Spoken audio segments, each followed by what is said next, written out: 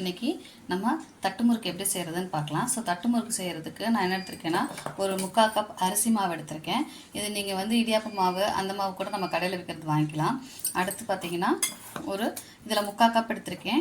இதில் வந்து ஒரு 1/4 கப்புக்கு நான் வந்து பொட்டுக்கடலை மாவு எடுத்திருக்கேன். பொட்டுக்கடலை மாவு நான் வீட்டிலே பொட்டுக்கடலை மாவை அரைச்சி எடுத்து வச்சுருக்கேன்.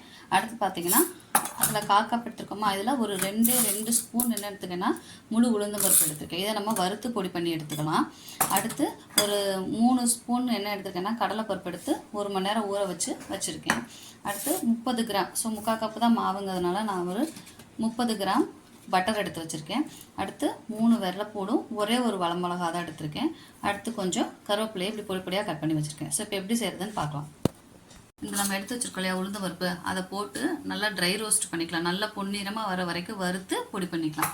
நல்லா பொன்னிறமாக வந்துருச்சு. இப்போ நம்ம அடுப்பை ஆஃப் பண்ணிவிட்டு இதை நம்ம என்ன பண்ணிக்கலாம்னா இன்னொரு தட்டுக்கு மாற்றிக்கலாம்.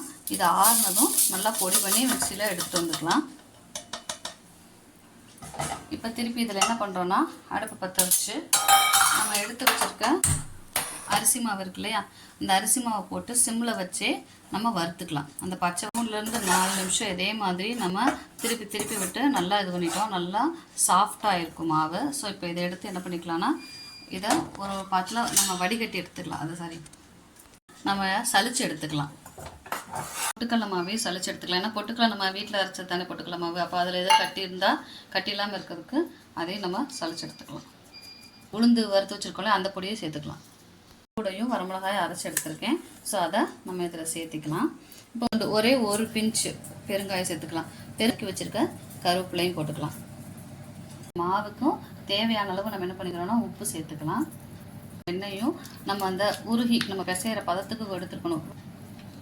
இப்போ இதை ஃபஸ்ட்டு எல்லாத்தையும் மிக்ஸ் பண்ணிக்கலாம். கையிலேயே மிக்ஸ் பண்ணி எடுத்துக்கலாம்.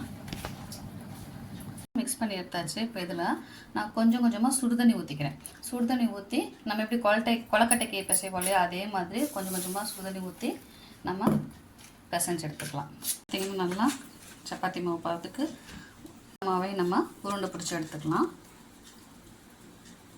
மாவையும் நம்ம இந்த மாதிரி உருண்டை எடுத்துக்கிட்டாச்சு. இப்போ இந்த பேப்பரில் வச்சு தட்டி எடுத்துக்கலாம். இதே மாதிரி எல்லாத்தையும் நம்ம தட்டி வச்சுக்கலாம். தட்டி வச்சுட்டு அடுப்பு பற்ற வச்சு வடைச்சட்டி வச்சுக்கலாம். காஞ்சிருச்சு. இப்போ அடுப்பை சிம்மில் வச்சுட்டு நம்ம என்ன பண்ணுறோன்னா ஒவ்வொரு தட்டையாக எடுத்து போட்டுக்கலாம். எல்லா தட்டு முறுக்கையும் நம்ம போட்டு எடுத்தாச்சு. இப்போ நமக்கு சுவையான மொறு தட்டு முறுக்கு ரெடி. உங்களுக்கு இந்த வீடியோ பிடிச்சிருந்தா மறக்காமல் சப்ஸ்கிரைப் பண்ணுங்கள், லைக் பண்ணுங்கள், ஷேர் பண்ணுங்கள். தேங்க்யூ.